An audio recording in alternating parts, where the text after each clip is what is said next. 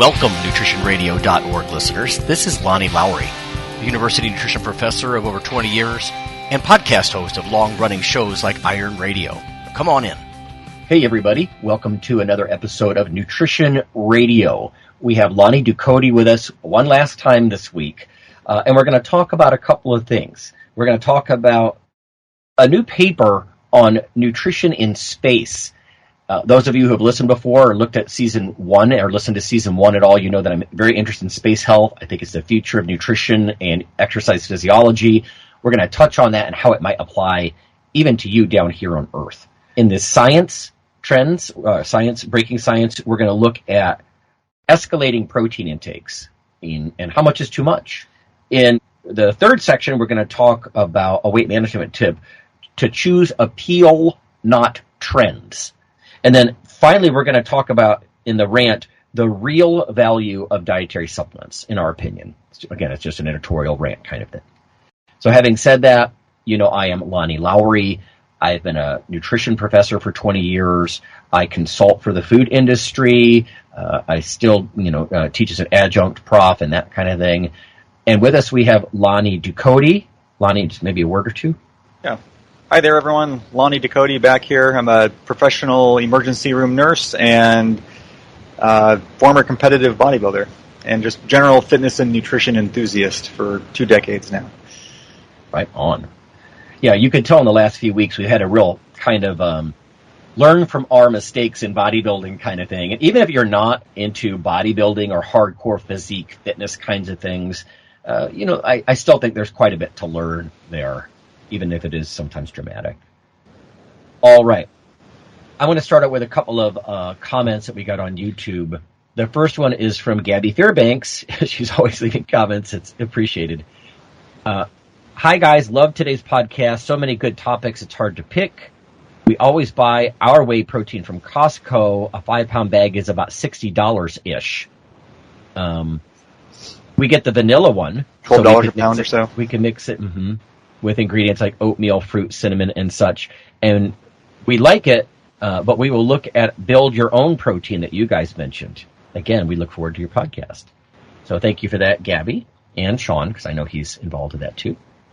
And then we also have one, it's Zuzuri 1. It just says, thanks for the protein recommendation. Never tried True Nutrition before, so I ordered up a pound of 50% whey isolate, 30% egg white, and 20% U.S. milk protein blend with a light vanilla flavor. I like that they let you customize the flavoring level since most vanilla protein is too sweet for me. I'll check back in a week or two once I receive it. Oh, here, it's Anthony. Okay. Yeah, so appreciate it. They seem to like your suggestion, Lonnie, on mixing up your own protein. Okay. That'd be interesting to hear his rationale about why he did that mix. Mm-hmm. Just in terms of, I would be curious as to what made him pick those 3 particular proteins and those ratios. Right. Yeah. I guess that's probably when they started that company, the point, like, everybody's going to have their own, rationale. Let's give them what they want. Yeah. Cool.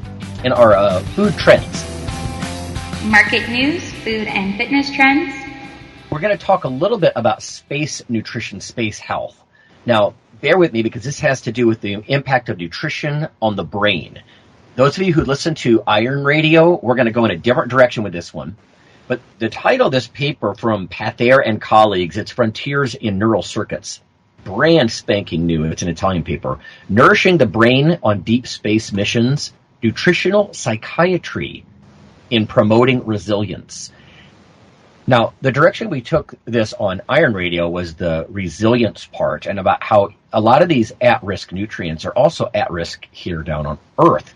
Mm-hmm. However, it says, I wanted to delve into the space aspects a little for those of you who are interested, because if you are interested in nutrition or exercise physiology, commercializing space and getting the population up into space is going to be the next gold rush.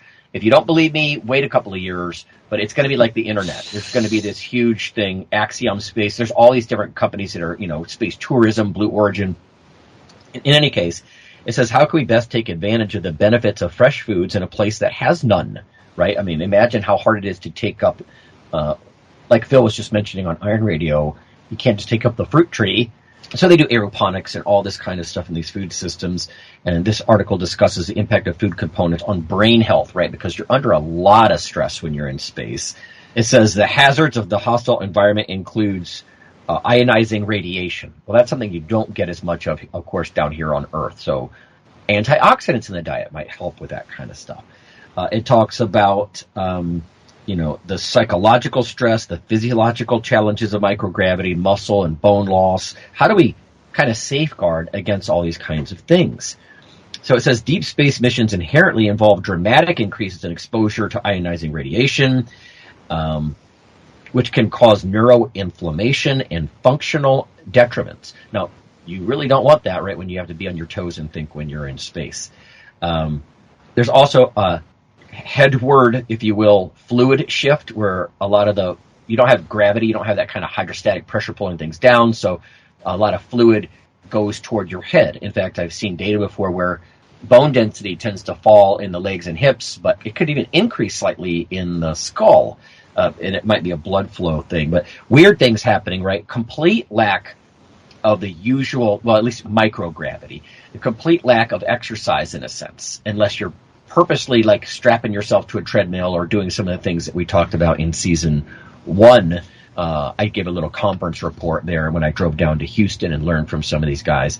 But and then psychological issues, depression and anxiety are things that come up, and they're actually exploring how do we eat to get around some of that, right? So just to kind of touch on this, the food components that they're looking for, first of all, is when people get in space, they don't eat enough. For whatever reason, there are physical and neurological mechanisms where people don't eat enough. Well, that's going to worsen the bone and the muscle loss. So we need a certain amount of variety. It's got to be appetizing, and it's got to provide these different nutrients, like it says here when it comes to brain health. And there's lots of mechanisms by which it can help brain health. It's not just directly going into your brain, but omega-3 fatty acids, vitamin C and E, right, the kind of traditional antioxidants, B vitamins including B12, vitamin D, and then minerals like magnesium, zinc, and iron. And these are all important because they help influence cognitive function.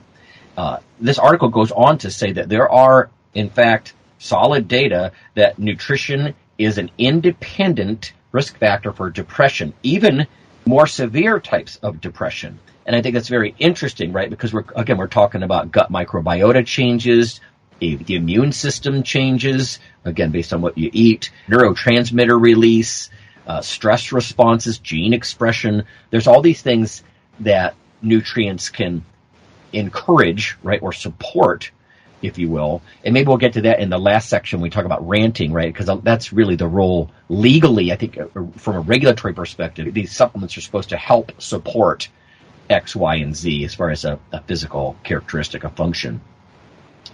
Anyway, it says many aspects of mental illness do not just occur in the brain, but are influenced by all these bodily processes. Good point. Diet quality and dietary factors are clearly linked to the size of the hippocampus and other brain regions. Moreover, intervention studies in humans have shown a rapid impact on cognitive function in young, healthy adults on Western-type diets. Right, so they're talking about high sat fat, high in added sugars, and when they replace that with omega-3 fats and flavonoids, and those are two things that I'm very interested in.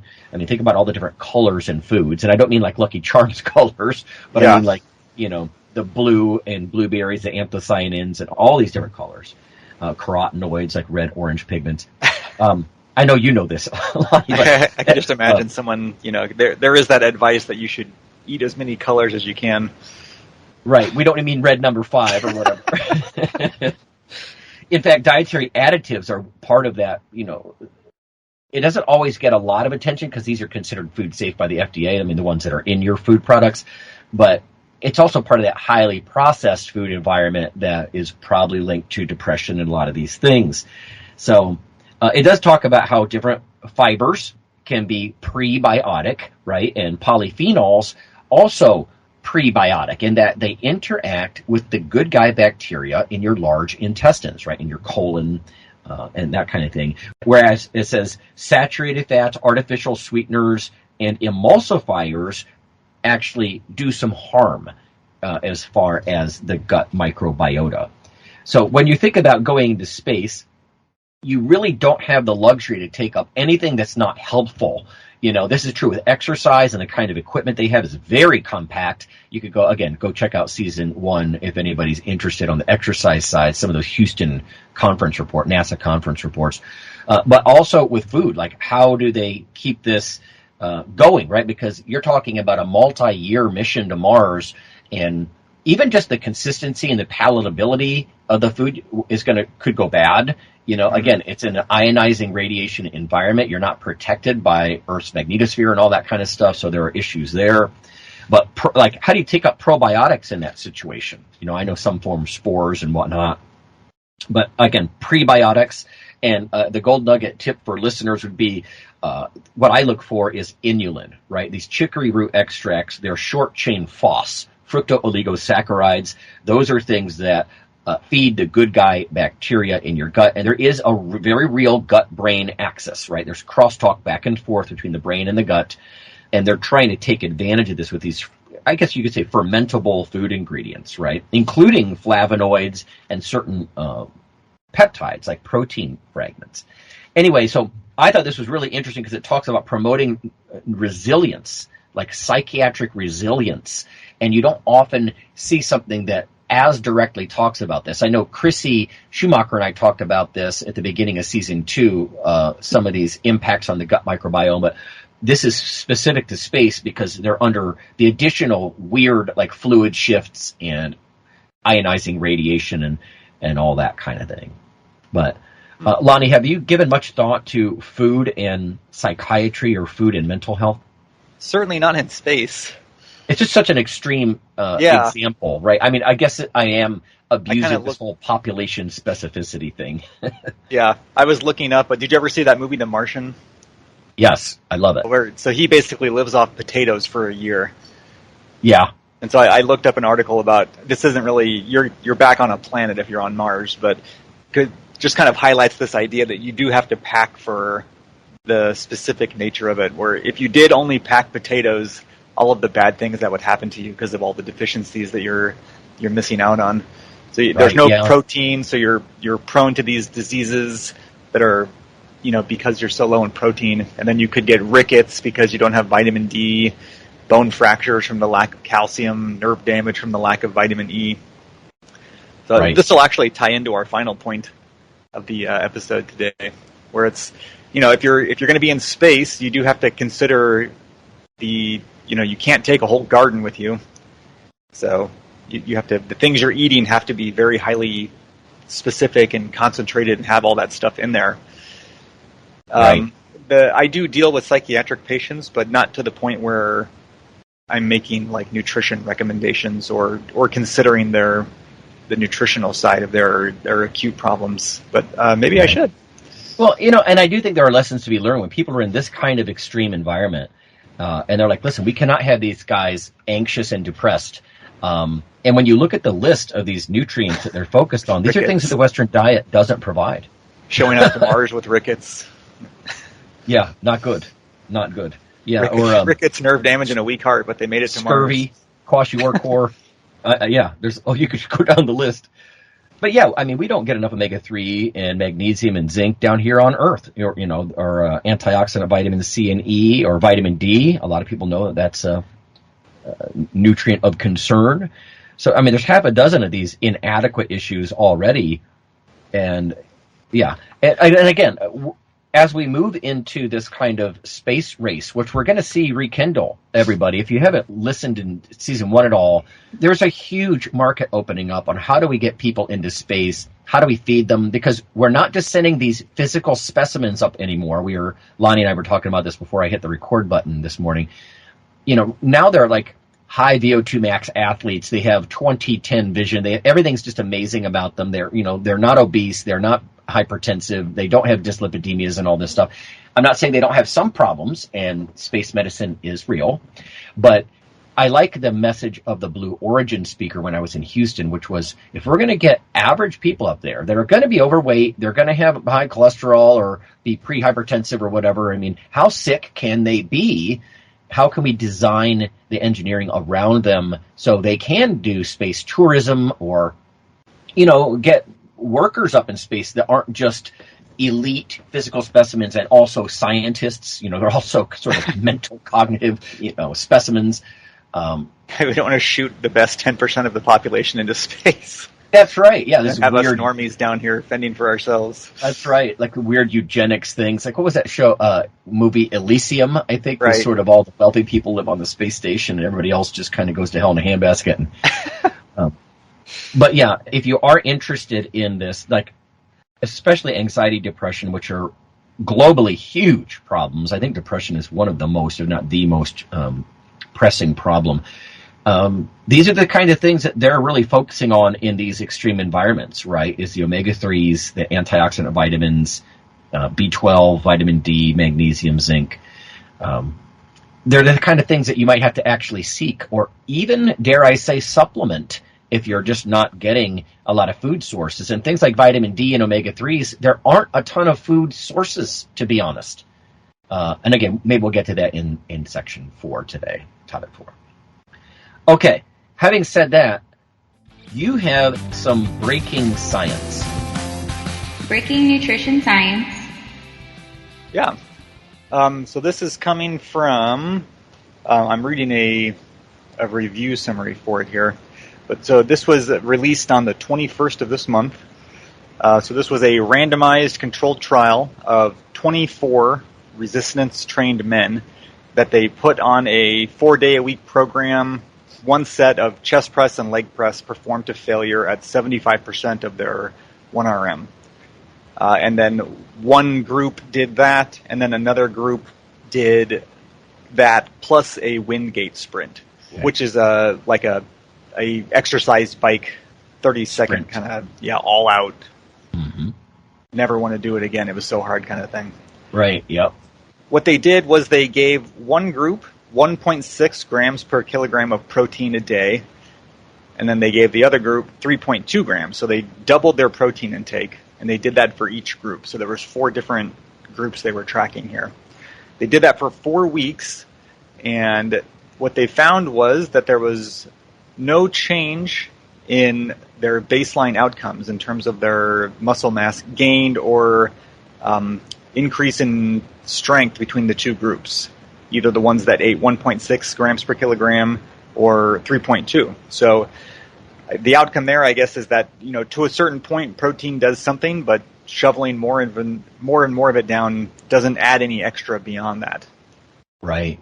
Yeah, I mean, this reminds me of the old question I've heard come up for years and years. It makes me roll my eyes a little. Not to judge, but people say, how much protein can I digest at one time? Well, the digestion isn't really the problem. It's how much can you use once you get those amino acids into your bloodstream, right? I mean, there are going to be certain limitations on how much endocrine mechanism you have to work with, right? In other words, like, unless you're on anabolic steroids, you only have so much testosterone in your body. You only have so much growth factors, so much whatever to turn those building blocks into muscle tissue. So this study, it doesn't surprise me. I mean, Mark Tronopolsky did some work decades ago with stable isotopes and showed something very similar. That, remember, 1.6 grams, that's double the RDA. That's already the sports nutrition level of protein needs.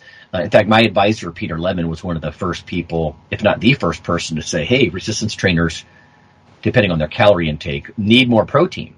But 1.6 is already a lot. So this is interesting that they're saying, they're kind of confirming some of that stuff from Mark Tronopolsky's group up in Canada, which was, you can't double that again and expect people to even buffer. In practical terms, I mean, I remember once a guy at an airport was coming back from giving a talk, and he was at the meeting, and he goes, oh, hey, Dr. Lowry, what do you think about blah, blah, blah? And I don't know why I'm not making gains. I'm eating like 300 grams of protein a day. What's my problem? I said, well, you're eating 300 grams of protein a day. Like, you're crossing any necessary threshold. You have very expensive pee is what's happening, right? Because you're shedding all that nitrogen in your urine. Your body's just breaking down the extra protein, and it's filling you up, and you're not eating enough energy. You need more calories, So this study does help break that more is better mentality. Yeah, it kind of add some weight to that idea. And I think converting that to the system that we use here in the States for those kinds of listeners, that's about 0.75 grams per pound of protein. So they're not even at the one, apparently you're already kind of maxed out if you're not even at the 1 gram per pound of protein. Mm-hmm. So yep.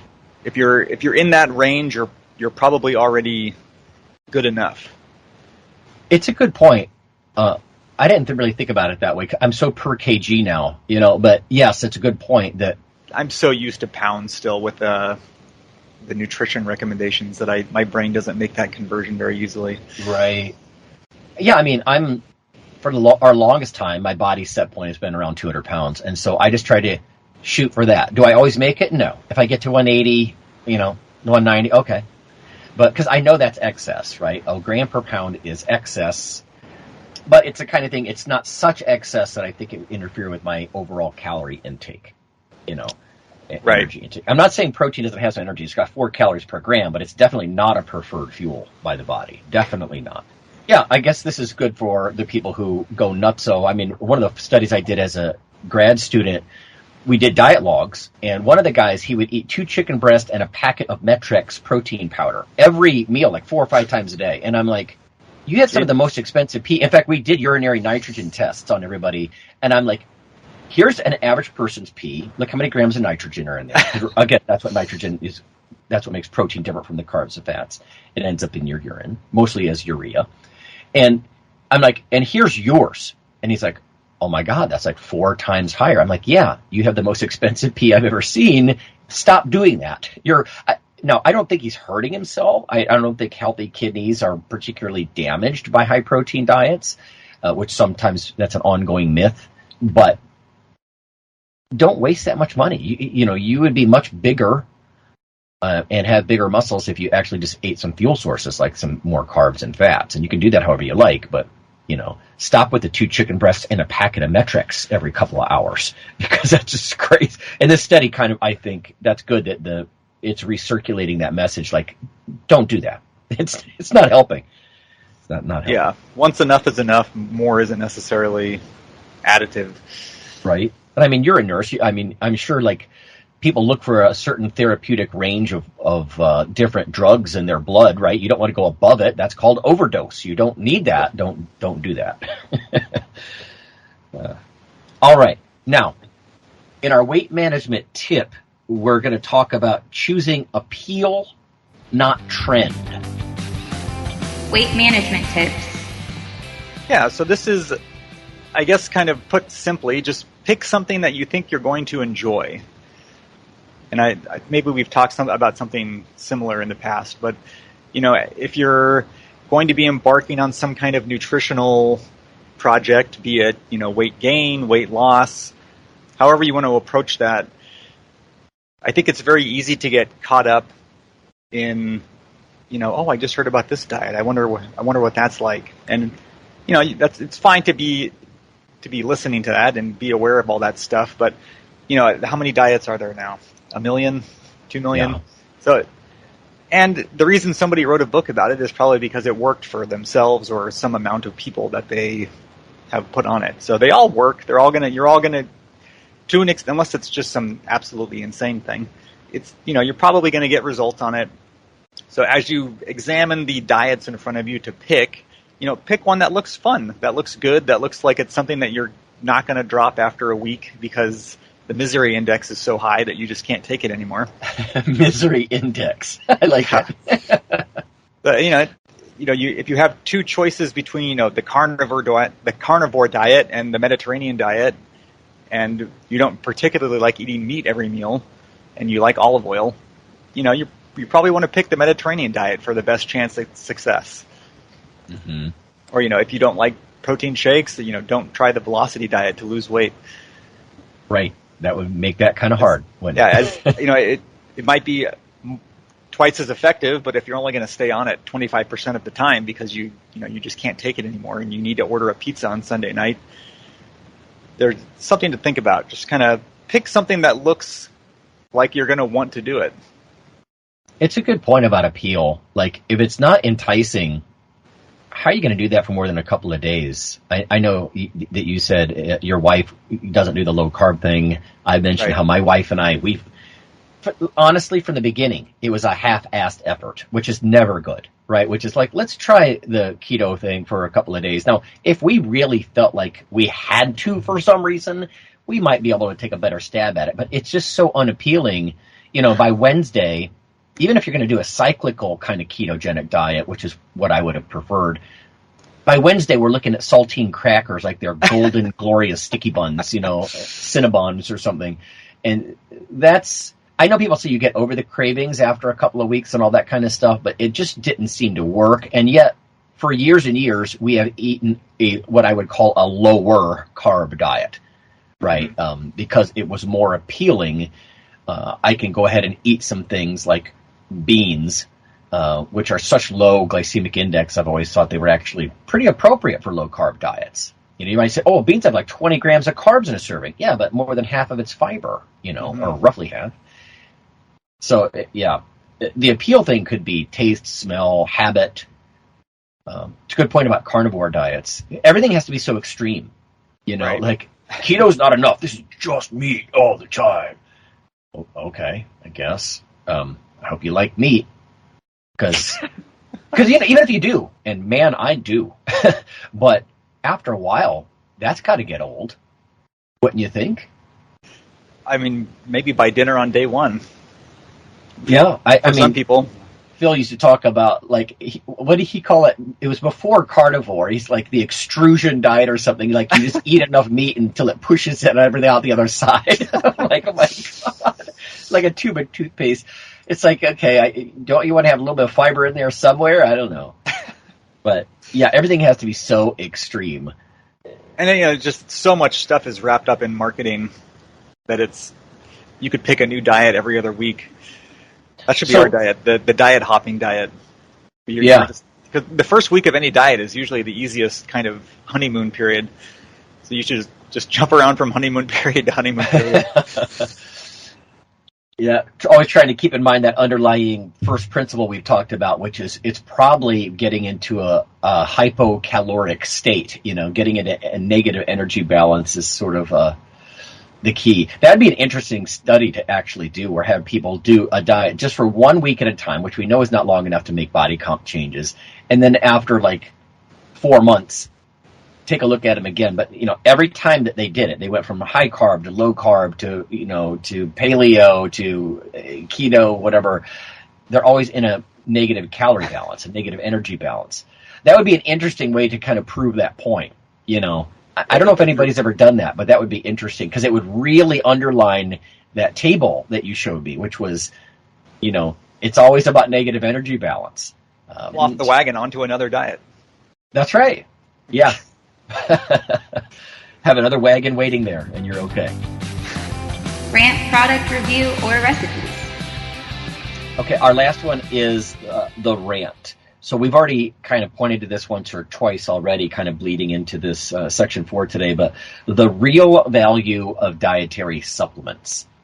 And I think this came up as we were just brainstorming, everybody, just because we're talking about there is a role. I mean, earlier I mentioned how there aren't many vitamin D or omega-3 foods, right? I mean, vitamin D, you might think, well, that's milk, duh. Well, that's fortified. Vitamin D is not usually even in there. But you might be able to get a certain kind and amount of vitamin D from mushrooms if they're exposed to UV light. But there aren't many food sources, actually. But by far, your skin is the biggest source of vitamin D in your body. I don't know if people realize that. So what happens if you're living in a northern climate, As far as the omega-3 fats, I mean, plant omega-3s, if you're all into the plant side of things, that's flax and walnuts. I mean, there's some in soybean oil, but there aren't a ton of choices. I can't give you a big list of omega-3s. Obviously, if you go for the fish oil, the EPA and DHA, even then you're kind of limited. Not all fish are going to have high amounts like salmon would. It's always these cold water fish that they need those special fats basically so they don't freeze solid in those cold waters. So replacing something that you're not getting in your diet, and we know science tells us you need, that would be one reason to supplement. Just hard to find nutrients, I suppose. And we went through a list of some when we were referring to that space health, space nutrition study. Yeah, I think that kind of put it under a magnifying glass and made it easy to see. But the broader nutrition marketing segment, their idea of a supplement is like something you're adding on top of your diet that is going to supercharge some effect. They have a supermodel holding a bottle of something they've probably never taken, and even if it's not stated outright, and sometimes it is, it's like, take this to achieve this goal. They almost market them as like drugs instead of supplements. It's a very good point. Like omega-3s or vitamin D are two examples I gave. When you replace an insufficient nutrient, and I'm not saying everybody has frank deficiencies in these things, like rickets or something for vitamin D, but if you have insufficient intake and then you fix that, you can get some pretty noticeable effects at times. But so often the marketing, they want you to say, okay, you get X amount in your diet, even if you're adequate. If you take even more, amazing things will happen. But to me, that's always like trying to jam a fifth spark plug in a 4-beater car. There's nowhere to put that vitamin or that nutrient. You're already getting enough, like what we talked about with the protein. You can eat more protein. And if you're trying to get lean, maybe there's some advantages there of not eating lots of sugars or other things you might be eating because you were eating a lean protein source. But there's also this concept of a bridge over troubled water. And this is something that Dr. Jose Antonio, I heard him say years ago, and it stuck with me, which was, while you're teaching someone to eat better, because I suppose some listeners might say, oh my God, what are you talking about, Lonnie? Supplements are always, worse than whole foods. Okay. But while you're teaching someone to eat better, like where to get this stuff and in what amounts and how does it fit their lifestyle and all of their specific precision nutrition situation, if you will, meaning like their gut microbiota, their genetics, their lifestyle, their schedule, all that stuff.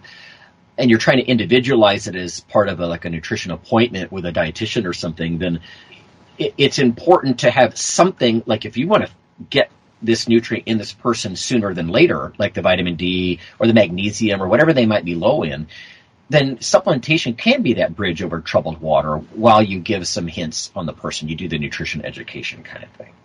I don't know. What are your thoughts on that kind of stuff? Why have you actually taken dietary supplements in the past? Because I know you have.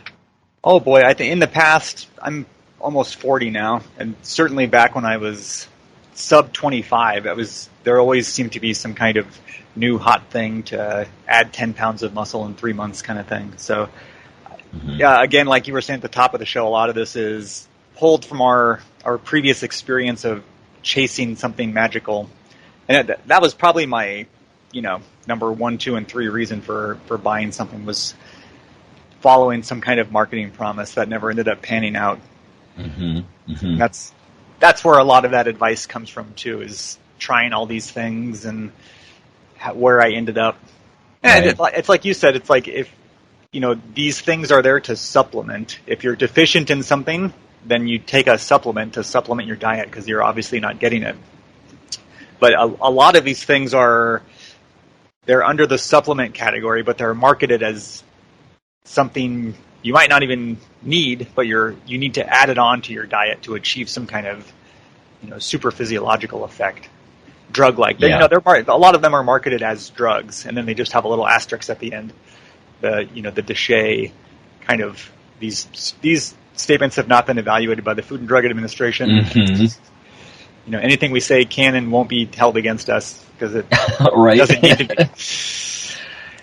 be. You make a good point too about chasing a magical effect. That sort of feeds into the bridge over troubled water, because if you are highly motivated, because let's say you are taking some moderately high doses of fish oils for the first time, or maybe you're taking some creatine, something that you already get some from the meats in your diet, but you are taking super physiological amounts. By the way, I think most people know, but a loading dose of creatine would be like 10 pounds of uncooked steak. It's more than you would eat, even on a carnivore diet.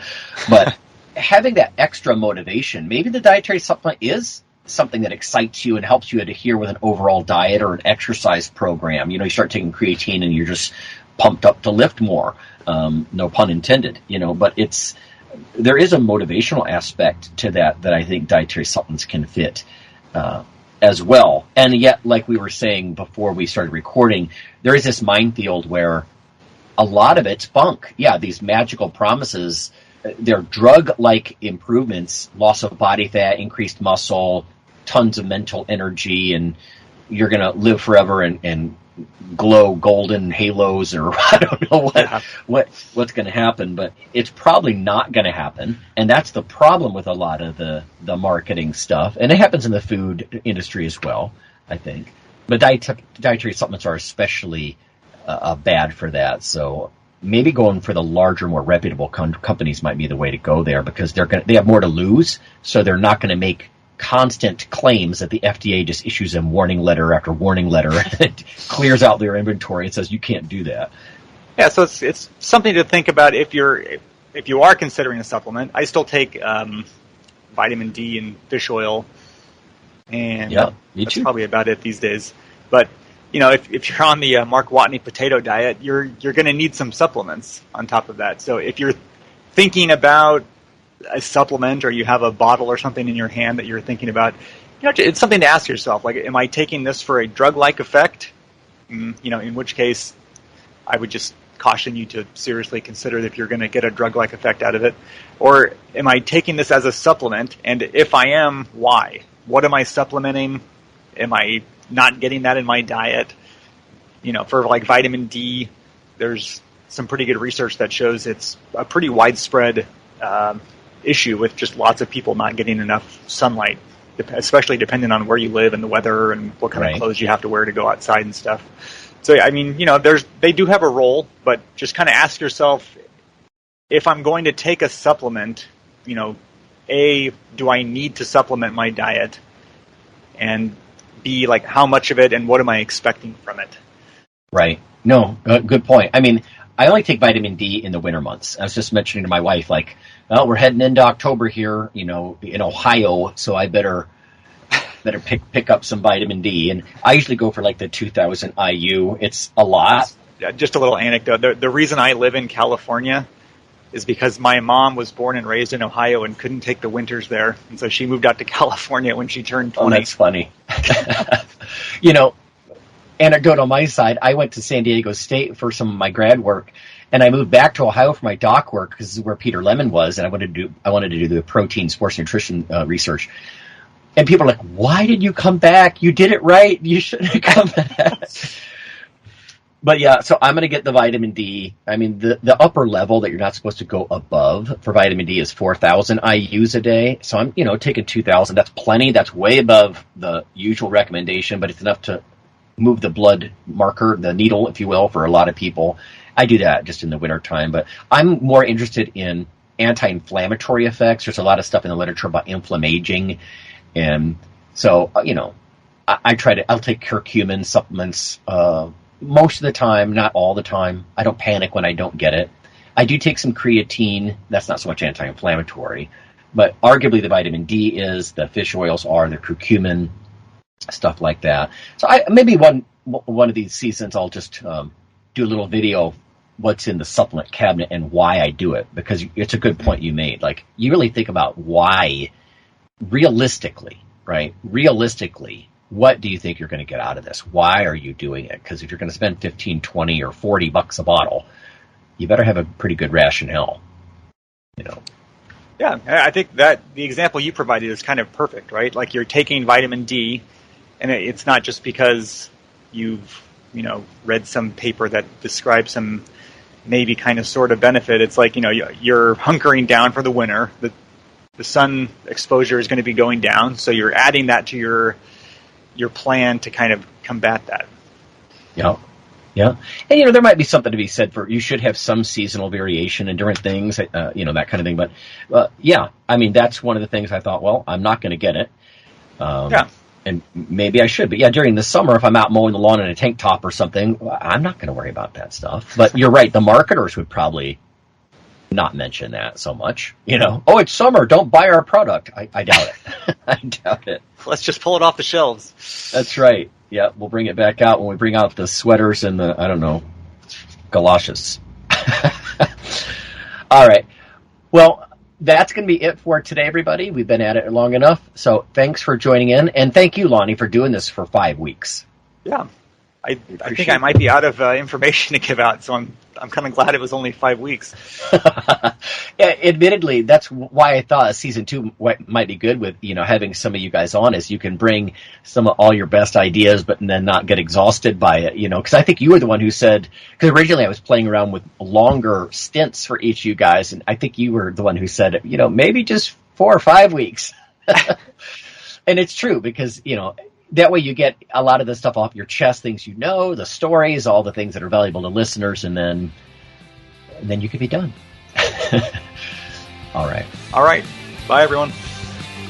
The NutritionRadio.org podcast is for informational purposes only. If you're interested in starting a diet or exercise program, check with your physician, nutritionist, or qualified exercise physiologist in order to make the progress that you need.